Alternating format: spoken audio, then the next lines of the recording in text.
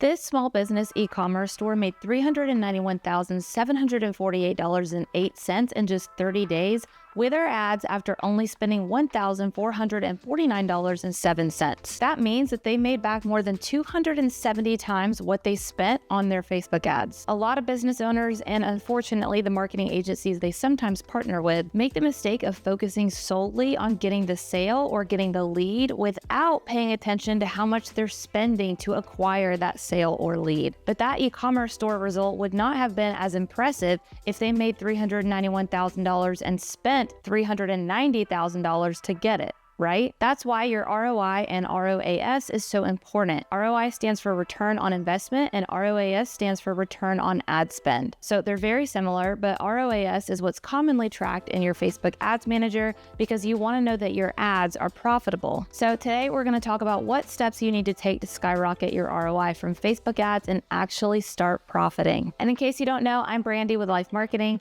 the digital marketing agency with a mission to help small businesses grow. We have driven over $272 million in revenue for over 4,000 small businesses using Facebook ads alone. And in this video, I'm going to tell you the exact steps we take for our clients to generate that kind of revenue. So let's get into it. Step one is to target a broad cold audience. A broad audience for the sake of this video means you're targeting an audience size of 25,000 people or more for local campaigns and an audience size of millions of people for national campaigns. And a cold audience just means a group of people who have never heard of your brand before. So if you're still running Facebook ads by targeting people by a ton of interest, demographics, and behaviors, you're wasting ad dollars on an advertising strategy that no longer works. And that might be news to some of you because for a long time, the general Facebook ad strategy that everyone followed was to niche down and hone in on your target audience with a lot of interest and behaviors entered into the ad set. And that used to be what worked for a long time. But the reality now is that algorithms are smart enough to read your ad copy, images, and URLs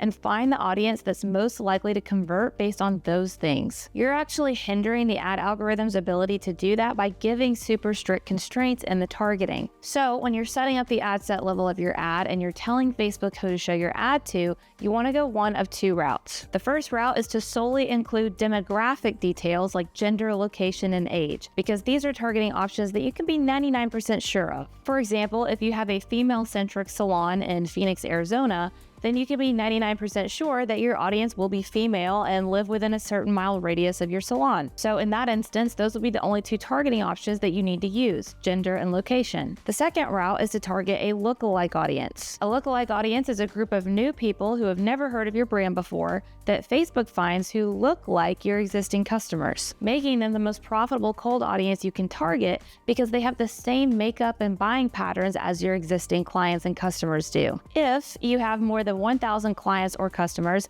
then would recommend you start with a lookalike audience. All you have to do is upload your customer list as a custom audience in Ads Manager, then choose that audience as the source audience to create a lookalike audience out of. Just make sure that your source customer list has about 1,000 customers on it or more, and that you choose the top 1% when creating the lookalike audience. Doing both of those things will make sure Facebook has a big enough pool of people to analyze, and that the new audience it finds for you resembles your customer base as closely as possible. Now, it's important that the source list be your actual customers and clients, not just your general email subscribers. Sometimes business owners combine all the email addresses that they have to try and reach that 1,000 contact threshold. But what do you want more of? Email subscribers or paying clients? Paying clients, right? So then your source audience that the lookalike audience is mirroring needs to be your paying clients. Making a lookalike audience out of anything other than your customers will actually hurt your results. We do this for every client that has a sizable enough customer list available to take advantage of because it works. And remember, if you don't have 1,000 customers yet to make a lookalike audience, use demographic targeting like we talked about in option 1 until you do. Once you're targeting the right people, step 2 is to show them ads that will actually convert them. We use something that we call COA,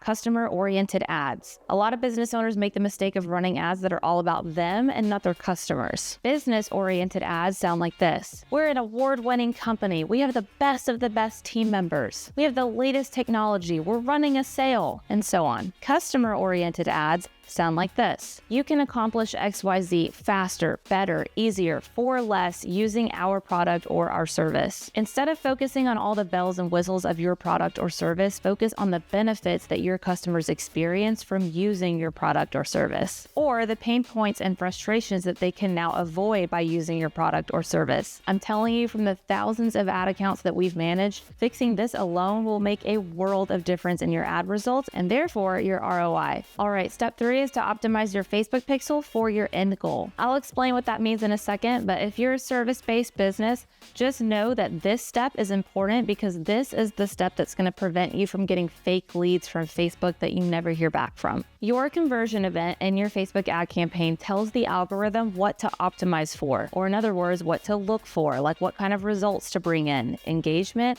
leads, sales, etc. If you target a group of people with an engagement campaign and get 500 likes and 0 sales, Facebook is going to call that a win because it's optimizing for engagement. Whereas if you target the same group of people with a sales campaign and you get 50 sales and only 1 like, Facebook is going to call that a win because it's optimizing for sales. It's looking for people within the target audience you've selected who are most likely to complete the event. So your conversion event should align with your end goal. But this doesn't just end with the campaign objective that you choose. A lot of service-based businesses make the mistake of optimizing for leads when what they really want is booked appointments, or better yet, clients. Optimizing for appointments allows the algorithm to show your ads to people who are likely to be qualified and book a call, as opposed to people who are likely to just fill out your lead form and nothing else. So you'll go to your Facebook Ads Manager and click on Events Manager, Custom Conversions, and then Create Custom Conversion. You'll want to name it something you'll recognize, like Booked Appointments. Make sure you have the right pixel selected, the one that's installed on your website. If you don't have that installed, you will need to go do that first. Choose all URL traffic as your event, and then put in the URL of the confirmation page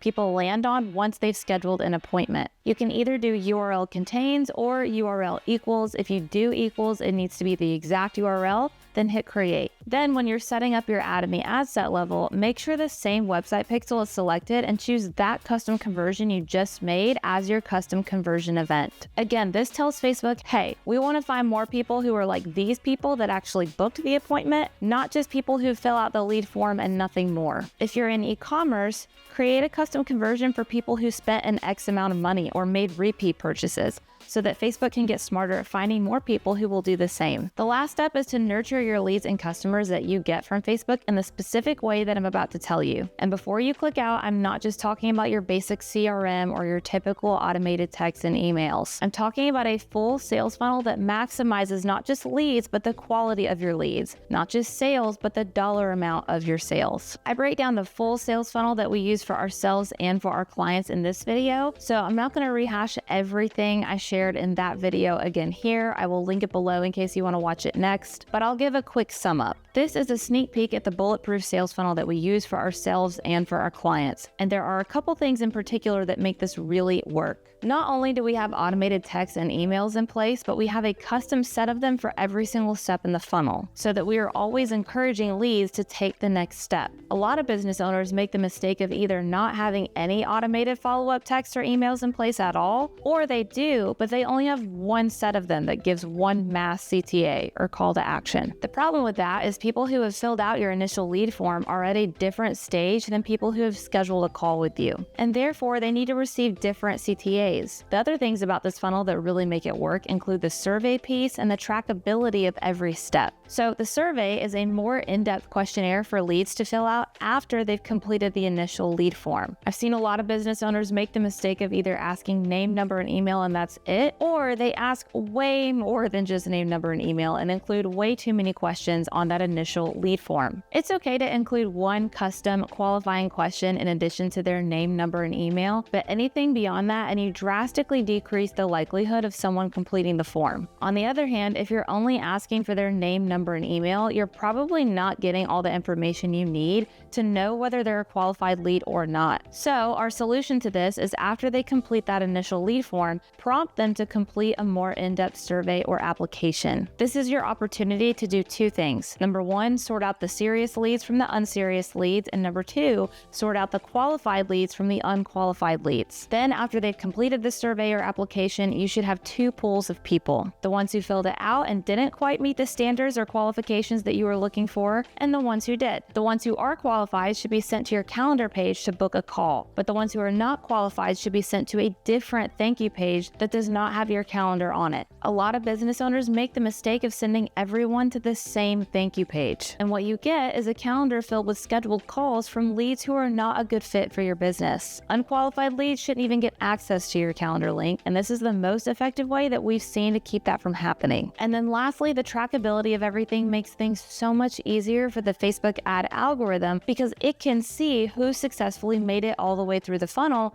versus not. And it can find more people who look like the ones who did. And you can retarget people on Facebook and Instagram the entire way until they make it through your funnel, because everything is trackable. And for those who don't know, retargeting is just when you show your ads to people who have heard of your brand in some way, also called a warm audience. So the opposite of the cold audience we talked about earlier. Statistically, people need to have 7 interactions with your brand before they feel confident enough to buy from you. Most do not take the action you want them to after seeing your ad once, twice, or even 3 times. So we have retargeting ads throughout our funnel here to ensure that we get people from one step to the next. If you take nothing else away from this video, just know that in the world of Facebook, data is money. The more data and information Facebook has on your audience, the more profitable your ads will be, and having a fully trackable sales funnel like this happening post-ad is what we've seen drive insane results for our clients.